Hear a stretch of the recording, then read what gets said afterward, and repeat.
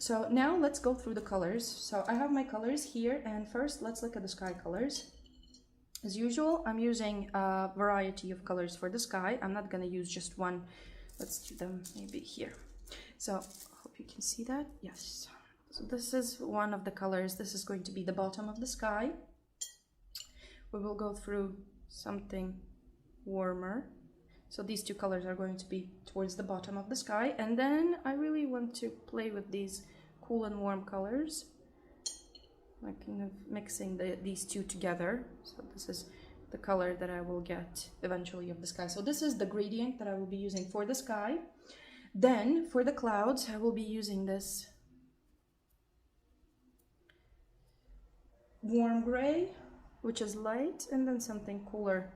So maybe these are going to be working for my clouds.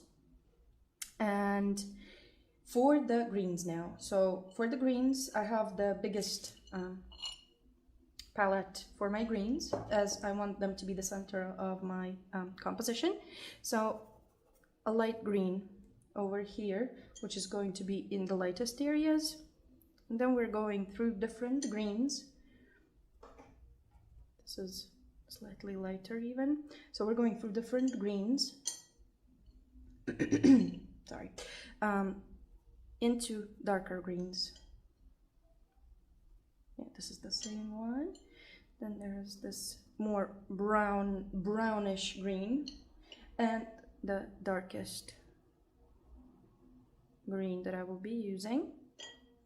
Plus, just maybe to show that those trunks in some places, and also for the darks in the house, we can use this one and something lighter, and mixing it together with this gray, we can create the house.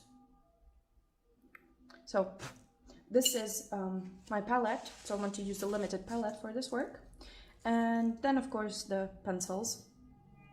Black and white will do for this. So as we're doing kind of a study sketch, so black and white is going to work perfectly fine.